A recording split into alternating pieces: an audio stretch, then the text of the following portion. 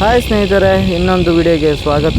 ಸ್ನೇಹಿತರೆ, ಇವತ್ತು ಭೂತಾಯಿ ಮೀನಿಗೆ ಬರೆ ಹಾಕ್ತಿದ್ದಾರಂತ ಸುದ್ದಿ ಬಂತು.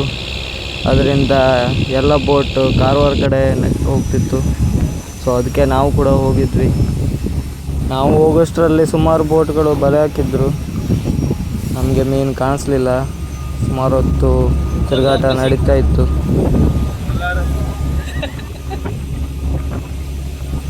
ನೋಡಿ ಸ್ನೇಹಿತರೆ, ಬಲೆ ಹಾಕಿದ್ದ ಎಲ್ಲ ಬೋಟ್ಗಳಿಗೂ ಮೀನಾಗಿತ್ತು. ನೋಡಿ ಭೂತಾಯಿ ಮೀನುಗಳು ಹೇಗೆ ಹಾರ್ತಿವೆ ಅಂತ ಬಲೆಯೊಳಗೆ.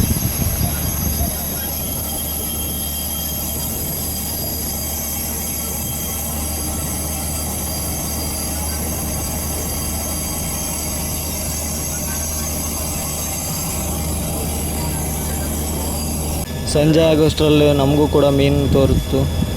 ಹಾಗಾಗಿ ನಾವು ಕೂಡ ಬಲೆ ಹಾಕ್ಲಿಕ್ಕೆ ರೆಡಿ ಆದ್ವಿ.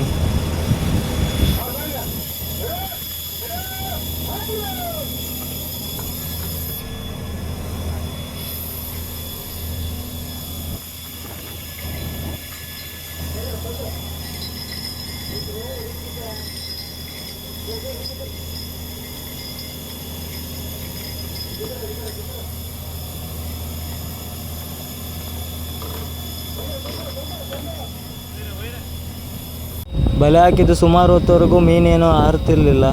ಅದಕ್ಕಾಗಿ ನಮಗೆ ಮೀನು ಸಿಗಲಿಲ್ಲ ಅಂತ ತುಂಬ ಟೆನ್ಷನ್ ಆಗಿತ್ತು.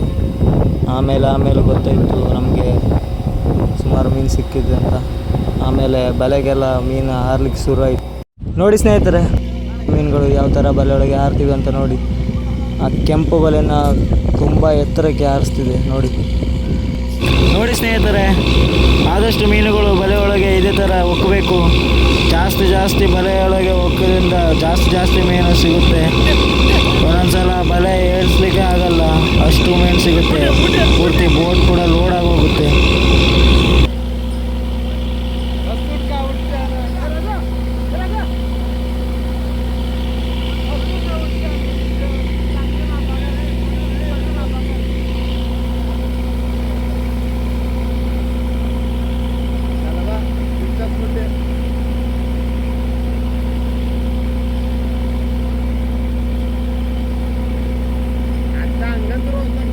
ಬಲೆ ಎಳೆದು ಆಗೋವರೆಗೂ ತುಂಬಾ ರಾತ್ರಿ ಆಗಿತ್ತು.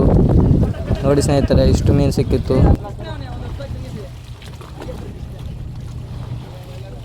ಬಲೆ ಎಳೆವರೆಗೂ ತುಂಬಾ ರಾತ್ರಿ ಆಗೋಗಿತ್ತು.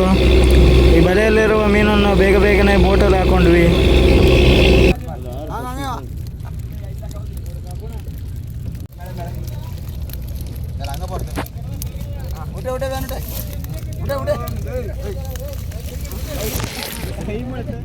ನೋಡಿ ಸ್ನೇಹಿತರೆ, ನಮ್ಮ ಬಲೆಗೆ ಸಿಕ್ಕಿರೋ ಮೀನು ಸುಮಾರು 300ರಿಂದ 400 ಬುಟ್ಟಿ ಒಳಗೆ ಇದೆ.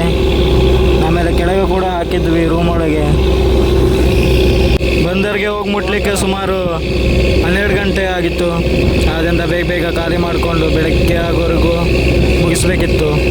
ಸ್ನೇಹಿತರೆ, ಇವತ್ತಿನ ವಿಡಿಯೋನ ಇಲ್ಲಿಗೆ ಮುಗಿಸ್ತಿದ್ದೀನಿ. ಮತ್ತೆ ಸಿಗ್ತೀನಿ ಇನ್ನೊಂದು ವಿಡಿಯೋದಲ್ಲಿ.